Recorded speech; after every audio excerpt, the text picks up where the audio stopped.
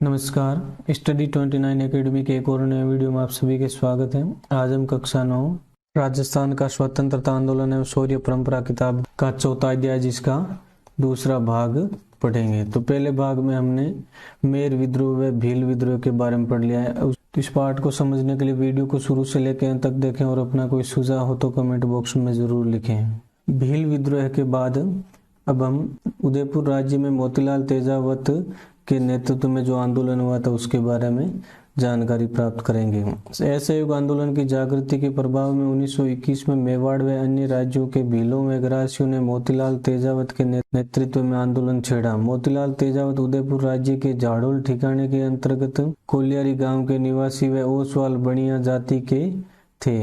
उन्होंने कुछ समय झाड़ोल ठिकाने में कामगार के रूप में भी कार्य किया था। इसी दौरान वह इस ठिकाने के भीलों के संपर्क में आए। झाड़ोल के जागीरदार के साथ कुछ मतभेद हो जाने के कारण उन्होंने ठिकाने की नौकरी छोड़कर परचून का व्यवसाय आरंभ कर दिया। वह भील क्षेत्रों में घूम घूम कर मिर्च मसाला आदि बेचते थे तथा पोसीना ठिकाने में शामलिया नामक स्थान पर लगने वाले चित्रे विचित्रे के मेले में नियमित रूप से दुकान लगाते थे। अतः अपने व्यापार के माध्यम से वह उदयपुर राज्य के भीलों के अत्यंत निकट संपर्क में आए। तो मोतीलाल तेजावत शुरुआत में अपने व्यवसाय यानी परचून का जो काम था उसके कारण भीलों के संपर्क में आते हैं। मोतीलाल तेजावत शुरुआत में अपने व्यवसाय के कारण भीलों के संपर्क में आते हैं।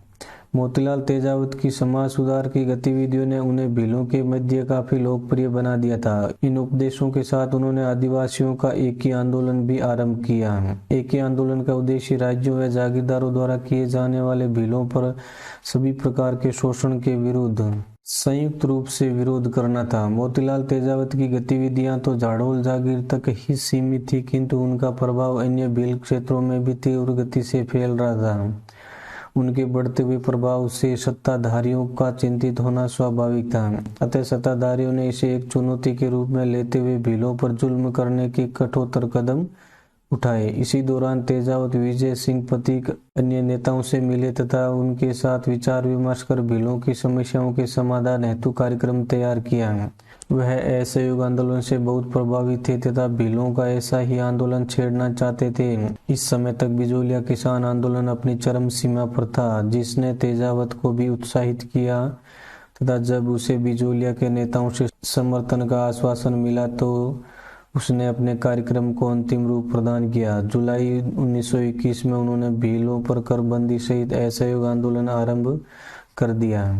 मोतीलाल तेजावत विजय सिंह पथिक आदि क्रांतिकारियों से मिलते हैं और भीलों की उत्थान के लिए अगली योजना तैयार करते हैं और 21 जुलाई को करबंदी सहित असहयोग आंदोलन आरंभ कर देते हैं। झाड़ोल का शासक सामंत इस स्थिति से चिंतित हो गया था एवं स्थिति को नियंत्रण में लाने के ध्येय से उसने 19 अगस्त 1921 को मोतीलाल तेजावत को गिरफ्तार कर लिया। तेजावत की गिरफ्तारी ने भीलों को और अधिक उत्तेजित कर दिया। अपने नेता को मुक्त कराने के लिए हजारों भील एकत्रित हो गए। भीलों के भारी जमावड़े ने तेजावत को मुक्त करने हेतु ठाकुर को बाध्य कर दिया। इसके पश्चात तेजावत ने अपना आंदोलन और तीव्र कर दिया। दिसंबर 1921 तक उदयपुर राज्य में किसान एवं आदिवासी आंदोलनों के कारण एक विस्फोट की स्थिति उत्पन्न हो गई थी। भील आंदोलन के बढ़ते हुए प्रभाव को देखते हुए ब्रिटिश अधिकारियों ने 1 जनवरी 1922 को भीलों को कुछ छूट देने का निर्णय लिया एवं तदनुसार जागीरदारों को सलाह दी गई थी। आंदोलन के परिणाम स्वरूप राज्य का यह निर्णय संपर्क का सूचक था, जिसने भीलों की इच्छा शक्ति को और अधिक बढ़ा दिया। जनवरी 1922 में मोतीलाल तेजावत ने सिरोही राज्य में प्रवेश किया, जहां भारी संख्या में भील व ग्रासी आदिवासी रहते थे। वे उदयपुर के आंदोलन से बहुत प्रभावित थे एवं सिरोही में ऐसा ही आंदोलन छेड़ना चाहते थे। वास्तव में मोतीलाल तेजावत उदयपुर राज्य के भय से उदयपुर से भागकर सिरोही नहीं गए थे, बल्कि उन्हें सिरोही के भीलों व ग्रासियों ने अपने मार्गदर्शन हेतु आमंत्रित किया। इस समय तक उन्हें यह पूरा भरोसा हो गया था कि उदयपुर में उनके अनुयायी उनकी अनुपस्थिति में आंदोलन चलाने में सक्षम थे। सिरोही राज्य मोतीलाल तेजावत के नेतृत्व में आदिवासी आंदोलन का दूसरा महत्वपूर्ण केंद्र बना। सिरोही राज्य में भी आदिवासियों की जीवन दशाएं मेवाड़ राज्य के भीलों के समान ही थी। सन 1922 में तेजावत ने सिरोही राज्य के आदिवासियों में प्रवेश किया। यहाँ भी उन्होंने उदयपुर के भीलों की पद्धति पर गिरासी आदिवासियों में समाज सुधार के कार्य आरंभ किए। उसने गिरासियों के उत्थान हेतु समाज सुधार के साथ साथ आर्थिक संघर्ष भी आरंभ किया। जनवरी 1922 में तेजावत ने भ्रमण करते हुए भीलों में गिरासियों की अनेक सभाएं की तथा उन्हें करबंदी व राज्य के साथ असहयोग हेतु खुला आह्वान किया। 11 फरवरी 1922 को कांग्रेस ने असहयोग आंदोलन वापस ले लिया था तथा ब्रिटिश अधिकारियों ने संपूर्ण भारत में किसान व आदिवासी आंदोलनों को शक्तिपूर्वक कुचलने की नीति अपनाई। दीवान रमाकांत मालवीय ने गांधी, प्रतीक व राजस्थान सेवा संघ के नेताओं की सहायता से सिरोही के आदिवासी आंदोलन को समाप्त करने के प्रयास किए, किंतु अपने प्रयासों की असफलता से झुंझलाकर गिरासियों के मुख्य गांव सिवाया में कर वसूली के लिए सेना भेजने का निर्णय लिया। राज्य व अंग्रेजों की सेना ने इस गांव पर 12 अप्रैल 1922 को आक्रमण कर दिया। इस सैनिक कार्रवाई ने अनेक गिरासियों की जाने गई तथा फौज ने उनके घर, अनाज व पशु जलाकर उनको भारी नुकसान पहुंचाया। इसके पश्चात भी सैनिक अभियान जारी रहा। 5 मई 1922 को सेना ने बलूरिया गांव पर आक्रमण किया तथा इस गांव का बहुत बड़ा भाग जला दिया व इसमें 11 आदिवासियों की जाने गई। 6 मई को भूला एवं नवावास नामक गांव को सैनिक आक्रमणों का शिकार होना पड़ा तथा इन गांवों की अधिकांश झोंपड़ियों को जलाकर राख कर दिया गया। सिरोही राज्य व अंग्रेजी सेना की संयुक्त कार्रवाइयों ने भीलों व गिरासियों का मनोबल तोड़ दिया था। इस स्थिति में भूला, नवाबास, वलोलिया व अन्य प्रभावित गांवों के आदिवासी मुखिया सिरोही के दीवान व पॉलिटिकल ऑफिसर से 11 व 12 मई 1922 को मिले एवं एकी की शपथ तोड़ने हेतु सहमति व्यक्त की। इन अधिकारियों के समक्ष आदिवासी मुखियाओं ने एकी आंदोलन की निंदा करते हुए इससे अपने आप को अलग घोषित किया। इस प्रकार सिरोही के आदिवासी आंदोलन को सत्ता पक्ष द्वारा कुचल दिया गया। अधिकारियों की मान्यता थी कि आदिवासियों ने एकी आंदोलन को किसी राजनीति के तहत स्थगित कर दिया है एवं इस आंदोलन के पुनर्जीवित होने की पूर्ण संभावना है। अतः दीवान व अधिकारियों ने सिरोही के शासक को सुझाव दिया कि आदिवासियों को कुछ छूट व सहूलियत देकर ही पूर्णतः शांति स्थापित की जा सकती है। मोतीलाल तेजावत ने 1923 ईस्वी के आरंभ में पुनः एकी आंदोलन आरंभ करने का प्रयास किया, किंतु उन्हें सफलता नहीं मिली। फिर भी सिरोही राज्य में भाकर, सांतपुर, पिंडवाड़ा आदि परगनों में अशांति बनी रही। सन 1927 में जाकर आदिवासी पंचों ने सिरोही राज्य के अधिकारियों के साथ समझौता किया। तत्पश्चात इन परगनों में शांति स्थापित की जा सकी। मोतीलाल तेजावत के नेतृत्व में आरंभ हुआ सिरोही का आदिवासी आंदोलन सही अर्थों में 1929 में तेजावत की गिरफ्तारी के पश्चात ही समाप्त हुआ। यानी इस आंदोलन में मोतीलाल तेजावत को कई बार गिरफ्तार भी होना पड़ा। उदयपुर व सिरोही राज्यों के भील व गिरासिया 1921 से 1929 के मध्य मोतीलाल तेजावत के नेतृत्व में अशांत बने रहे। राज्यों, जागीरदारों व अंग्रेजों ने अशिक्षित व भोले आदिवासियों पर सभी प्रकार के अत्याचार किए। इसी क्रम में सैनिक कार्रवाइयों की एक श्रृंखला आरंभ की गई थी जिसने आदिवासियों का मनोबल तोड़ दिया था। जनवरी 1924 के पश्चात तेजावत भूमिगत हो गई क्योंकि उनकी गिरफ्तारी पर उदयपुर, सिरोही व ईडर राज्यों ने पुरस्कार घोषित कर दिए। अधिकारियों की यह स्पष्ट मान्यता थी कि जब तक तेजावत को नहीं घेरा जाएगा तब तक आदिवासी आंदोलन शांत नहीं हो सकता। 3 जून 1929 को ईडर राज्य की पुलिस ने खेड़ ब्रह्म नामक गांव से तेजावत को गिरफ्तार कर लिया। ईडर पुलिस ने उसे उदयपुर राज्य को सौंप दिया जहां उनके विरुद्ध आपराधिक मुकदमा चलाया गया। सन 1936 तक इनमें कोई अंतिम निर्णय नहीं हुआ था तथा तेजावत को जेल में ही रखा गया। उन्हें 3 अप्रैल 1936 को जेल से इस शर्त पर रिहा किया गया कि वह कोई आंदोलनात्मक कार्य नहीं करेंगे तथा उदयपुर राज्य की अनुमति के बिना उदयपुर शहर से बाहर नहीं निकलेंगे। उदयपुर राज्य ने उनके गुजारे के लिए 30 रुपए प्रति माह का भत्ता स्वीकृत किया। पुनः उन्हें जनवरी 1945 में बंदी बना लिया गया था जब उन्होंने भौमट क्षेत्र में प्रवेश करने की कोशिश की तथा उससे फरवरी 1947 में जेल से रिहा किया गया। अगला आंदोलन है मीणा आंदोलन 1851 से 1860।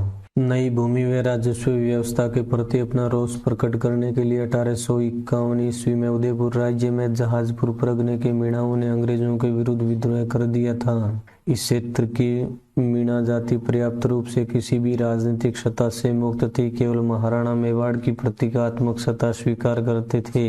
कर्नल टॉड ने इनका जीवंत विवरण प्रस्तुत किया है जो उपर्युक्त तथ्य को स्पष्ट करता है। ये अंग्रेज जीते जो इस क्षेत्र पर उदयपुर राज्य का कठोर नियंत्रण स्थापित कर सके। ब्रिटिश शासित अजमेर प्रांत के समीप स्थित इस मीणा क्षेत्र पर राज्य की सत्ता स्थापित हो सकी थी। वास्तव में अंग्रेज आदिवासी समुदाय के प्रति पूर्वाग्रहों से ग्रसित थे, इसलिए अंग्रेज इन लोगों के साथ बड़ी कठोरता का व्यवहार करते थे। 1820-21 में अंग्रेजों द्वारा मेरों के दमन से मीणा समुदाय के लोग भली भांति परिचित थे। अतः जहाजपुर क्षेत्र के मीणा समुदाय तथा अंग्रेज अधिकारियों के मध्य विरोध अस्तित्व में आया। मीणा व भीलों के विद्रोह केवल अंग्रेजों के विरुद्ध ही नहीं थे बल्कि वे संबंधित रियासतों के विरुद्ध भी थे जिनके माध्यम से अंग्रेज अपनी नीतियों को कार्यान्वित करवा रहे थे। यानी भील व मीणा जो विद्रोह कर रहे थे वो सीधे अंग्रेजों के खिलाफ तो थे ही, इसके अलावा तत्कालीन रियासतों के खिलाफ भी थे जो अंग्रेज है वो रियासतों के माध्यम से अपनी नीतियां लागू करते थे। महाराणा मेवाड़ ने 1851 ईस्वी में जहाजपुर परगने में नया हाकिम नियुक्त किया। नवनियुक्त हाकिम मेहता रघुनाथ सिंह परगने से धन कमाने में व्यस्त था। उसने अपना ध्यान मुख्य तौर पर परगने की आय में वृद्धि तथा खर्चे में कमी पर केंद्रित किया। प्रशासनिक सुधारों के नाम पर जनता से धन वसूली की प्रक्रिया के फलस्वरूप बहुसंख्यक मीणा समुदाय ने विप्लव का रास्ता अपनाया। विद्रोही मीणाओं ने न केवल राजस्व अधिकारियों व सूदखोरों को लूटा बल्कि समीप स्थित अजमेर मेरवाड़ा के अंग्रेजों के प्रांत पर भी धावे मारे। अंग्रेज अधिकारियों की शिकायतों के आधार पर महाराणा ने हाकिम का स्थानांतरण कर मेहता अजीत सिंह को विद्रोही मीणाओं के दमन के कठिन कार्यों को पूरा करने के उद्देश्य से हाकिम नियुक्त किया। वह उदयपुर से एक सेना लेकर रवाना हुआ। इसके साथ सायपुरा, बनेड़ा, बिजोलिया, भैंसरोड, जहाजपुर एवं मांडलगढ़ के जागीरदारों की सेनाएं सम्मिलित थी। इनके अतिरिक्त भीम पलटन एवं एकलिंग पलटन के सिपाही 2 तोपों सहित इस सेना के साथ जोड़े गए। Agent to governor general in Rajputana के कहने पर जयपुर, टोंक व बूंदी राज्यों ने अपने राज्य की सीमाओं पर चौकसी पक्की कर दी थी, जिससे जहाजपुर के मीणाओं को अन्य राज्यों के मीणाओं द्वारा सहायता व समर्थन की संभावना को समाप्त कर दिया गया। जहाजपुर के मीणाओं के आंदोलन को दबाने के लिए चारों तरफ से घेराबंदी की गई और फिर सामंती सेनाओं द्वारा इन पर आक्रमण किया गया। उदयपुर की सेनाओं ने छोटी लुहारी व बड़ी लुहारी नामक गांवों पर आक्रमण किया जो मीणा विद्रोह के मुखियाओं के गांव थे। सेनाओं ने दोनों ही गांवों को नष्ट कर दिया तथा मीणा सह परिवार मनोहरगढ़ एवं देवखेड़ा की पहाड़ियों की ओर भागे। वहां उन्होंने रक्षात्मक स्थिति प्राप्त कर ली थी। इसी बीच जयपुर, बूंदी, टोंक राज्यों से तमाम प्रतिबंधों के उपरांत भी लगभग 5000 मीणा लोग जहाजपुर के मीणाओं की सहायता अर्थ पहुंच गए थे। उदयपुर की सेनाओं ने भरसक प्रयत्न किए किंतु सघन झाड़ियों व पहाड़ी प्रदेश होने के कारण सैनिक कार्रवाई में अनेक रुकावट उत्पन्न हो रही थी। इसीलिए इस सेना को कोई सफलता नहीं मिली। राज्य सेना के लगभग 57 सिपाही इस अभियान में मारे गए। दिसंबर 1854 में agent to governor general in Rajputana Mewar का पॉलिटिकल एजेंट व हाड़ौती का पॉलिटिकल एजेंट संयुक्त रूप से सेना सहित जहाजपुर पहुंचे तथा जहाजपुर व इटौदा में 1 महीने तक रुके रहे। जनवरी 1855 के अंत तक मीणा विद्रोह इस सेना के समक्ष आत्मसमर्पण के लिए बाध्य हो गए थे। भविष्य में मीणाओं का सामना करने के उद्देश्य से फरवरी 1855 में जयपुर, अजमेर, बूंदी एवं मेवाड़ की सीमाओं पर स्थित देवली में एक सैनिक छावनी स्थापित की गई। मीणाओं पर नियमित निगरानी रखने के उद्देश्य से छावनी के आसपास पुलिस थाने भी स्थापित किए गए। इस प्रकार मीणाओं का विद्रोह दबाया जा सका। 1855 ईस्वी में देवली छावनी को नवगठित अनियमित सेना का मुख्यालय बनाया गया था जो 1857 से 1860 के दौरान 42वीं देवली रेजिमेंट अथवा मीणा बटालियन के नाम से जानी जाती। 1921 में 42वीं देवली रेजिमेंट व 43वीं अरिनपुर रेजिमेंट को समाप्त कर दिया। उनके स्थान पर मीणा कोर की स्थापना की गई थी। देवली ने इस सेना का गठन राजस्थान में आदिवासियों के प्रति अंग्रेजी नीति का विस्तार कहा जा सकता है। वास्तव में इस तरह के दमनात्मक उपायों का विस्तार आदिवासी समस्या का समाधान नहीं था किंतु नवगठित अमानवीय व अपवित्र औपनिवेशिक व सामंती मेल द्वारा स्थापित राजनीतिक सत्ता से और कुछ आशा नहीं की जा सकती थी। पुनः जनवरी 1860 में जहाजपुर के मीणाओं ने विद्रोह कर दिया।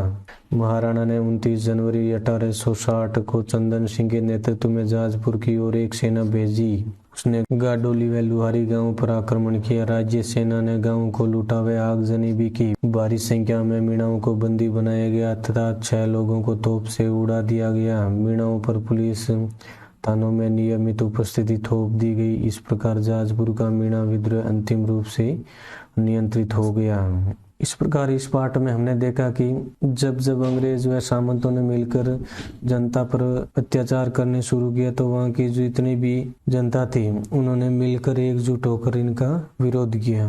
लेकिन सामंतों व अंग्रेजों ने इन विद्रोहों को कठोरता पूर्वक दबाने के प्रयास किए। कहीं उनको सफलता मिली और कहीं समझौते भी करने पड़े। तो इस वीडियो में हमने चौथे पाठ का दूसरा भाग पढ़ा। अगले वीडियो में अगला पाठ पढ़ेंगे।